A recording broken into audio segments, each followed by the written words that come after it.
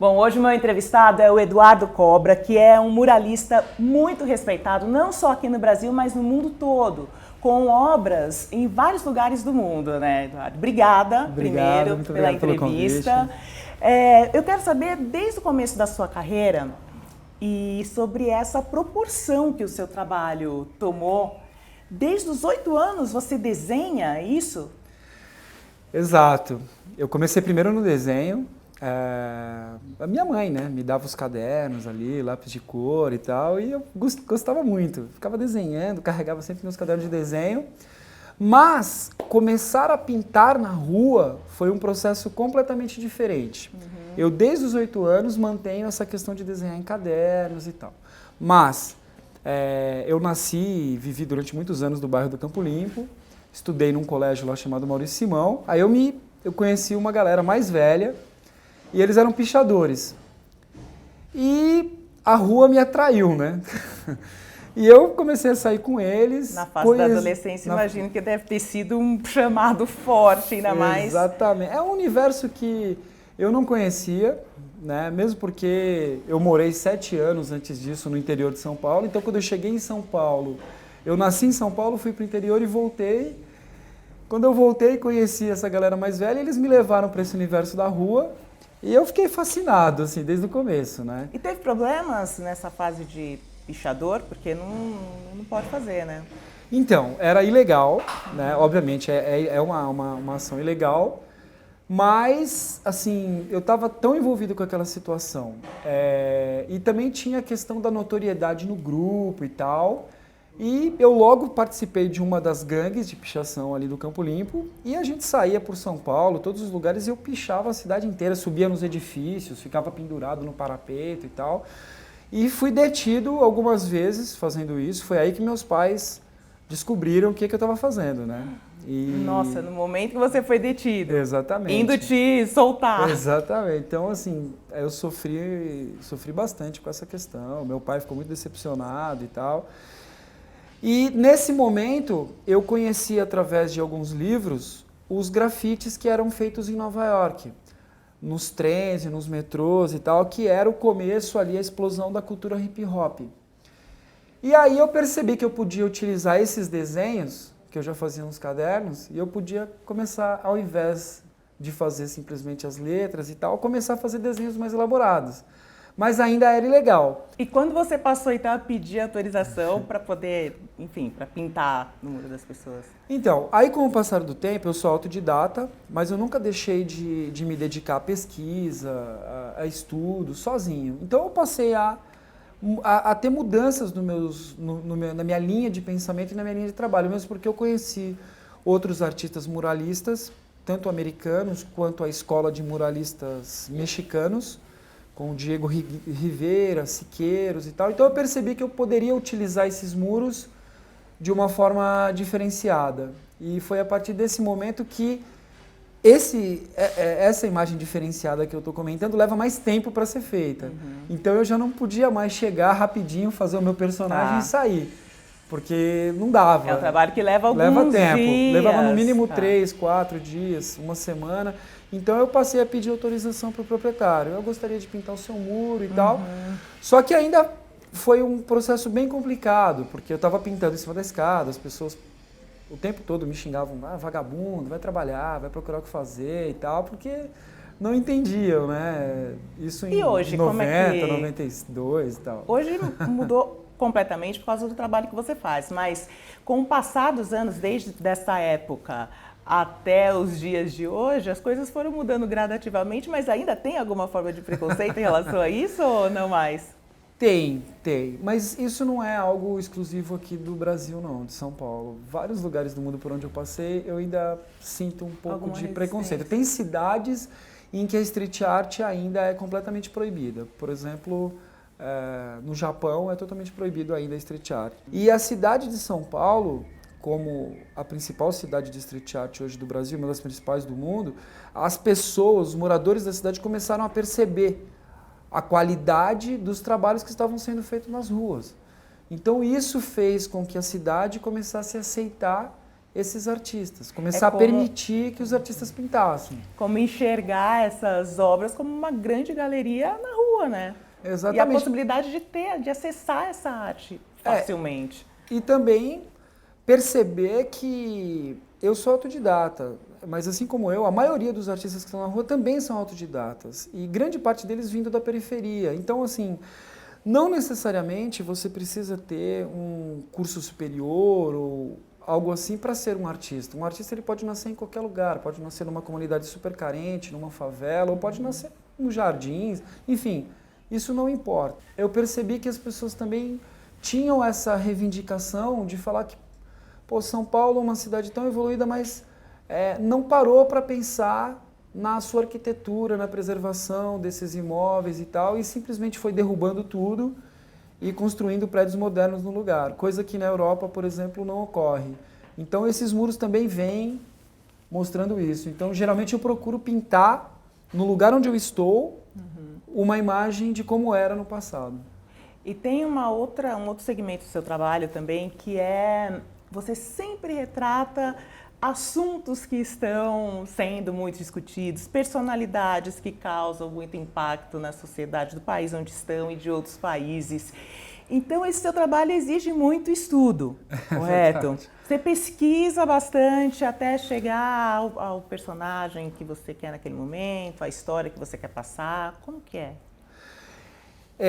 Eu tenho umas 4 ou 5 linhas de trabalho, justamente porque acho que eu sou hiperativo, então eu não consigo seguir apenas uma linha de trabalho. Em determinado momento, eu sou muito ligado à causa de proteção aos animais. Eu comecei a pintar muros sobre isso. Fui muito criticado, algumas pessoas começaram a falar... Eu pintei murais contra os rodeios, contra touradas, contra a matança de baleia, matança de golfinhos.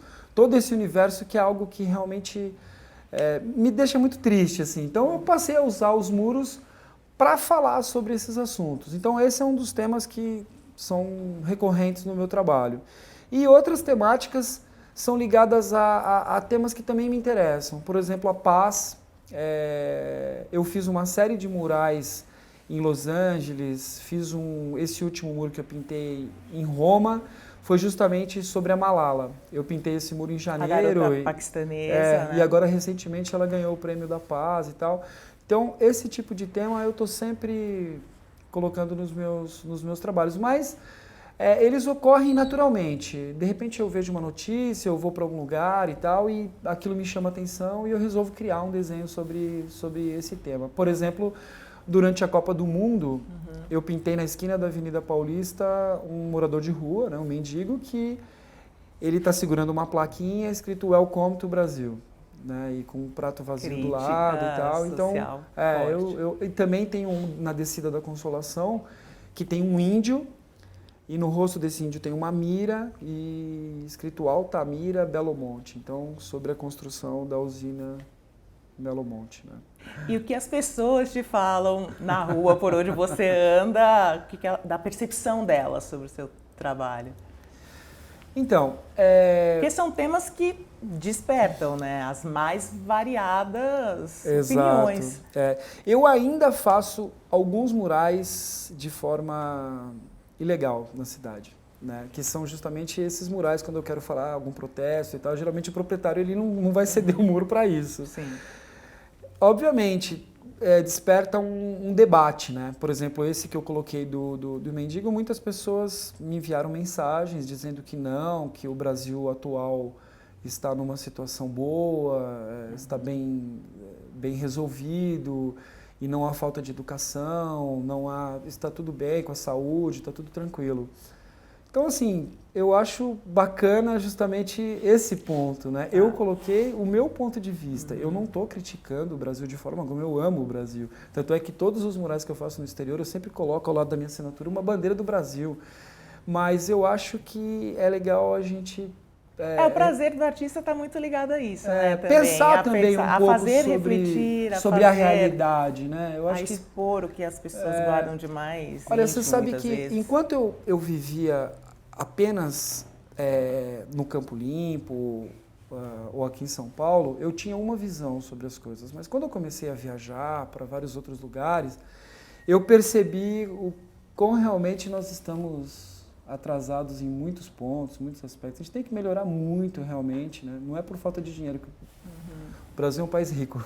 E quantas pessoas, hoje você tem uma estrutura para fazer as obras que faz e para viajar? Quantas pessoas estão na sua equipe? Então, eu trabalho sempre com outros 3 ou 4 artistas que já estão comigo há mais de 10 anos, né? Eles são artistas que também vêm da periferia da cidade, que trabalhavam em várias outras coisas diferentes de arte, eles não tinham possibilidade de trabalhar com arte, me procuraram e a gente junto criou uma forma para poder pintar os murais juntos. Então, assim, eles não são meus assistentes, são artistas que estão trabalhando comigo. E no meu escritório eu tenho umas outras 4 ou 5 pessoas que me ajudam nessa organização logística aí das viagens, porque é bem complexo, na verdade, né? Porque você tem que tratar com vários temas, inclusive autorização no lugar que nós estamos, legislação de segurança do trabalho, tudo isso. Eu estou indo agora fazer um outro trabalho nos Estados Unidos, na lateral de um prédio. Então, em cada lugar muda completamente. Às vezes a gente tem que fazer até um curso de segurança do trabalho no país onde nós estamos, porque muda tudo, assim. Então, criou uma proporção... Porque é perigoso, né? Tá num lugar tão alto. Exato. A gente segue todas as normas de segurança, a gente já fez vários cursos sobre isso para poder fazer trabalhos em altura, né? Eu tinha muito medo de pintar em altura, muito medo. Eu via aqueles caras pendurados lá, limpando as janelinhas, eu falava, meu, nossa, esse cara mesmo? é louco. Eu achava isso.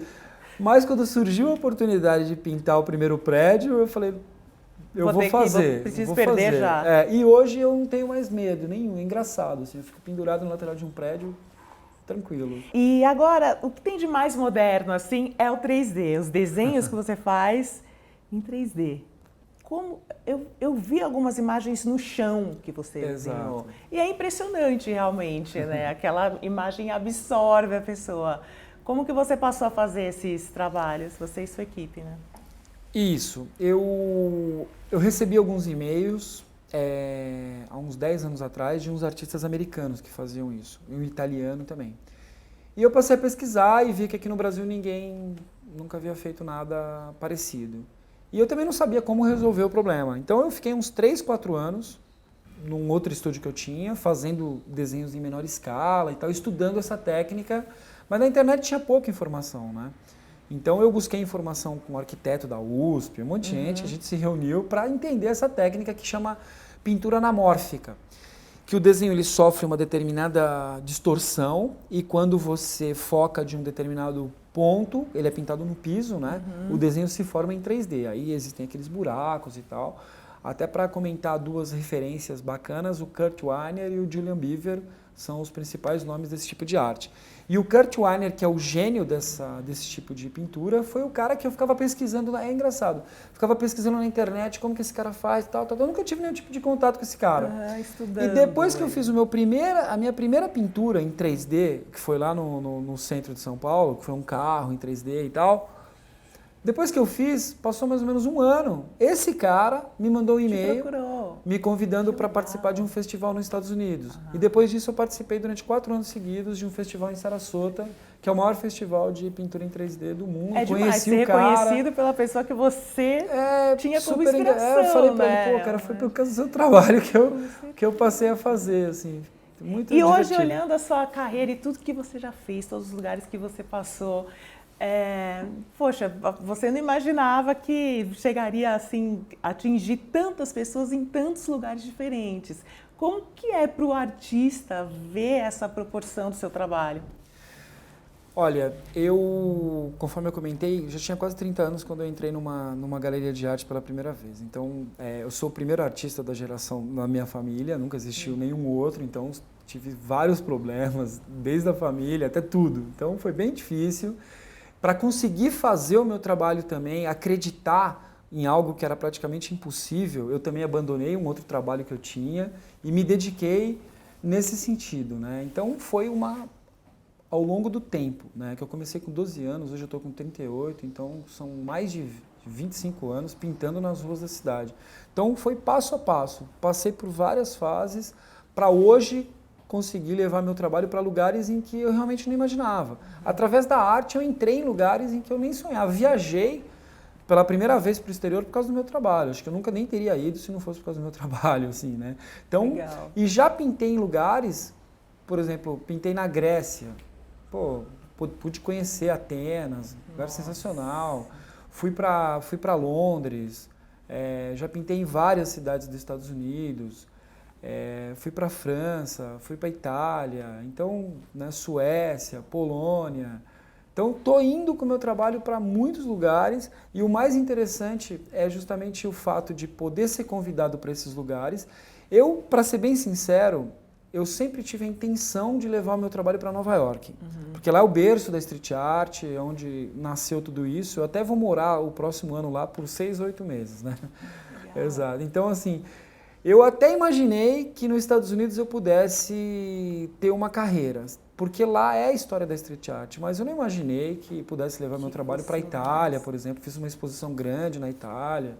E Moscou, onde eu pintei o ano passado uma bailarina próximo ao Teatro Bolshoi e tal. Tive até um problema sério lá, porque eu fui convidado pelo governo, mas lá não tem street art.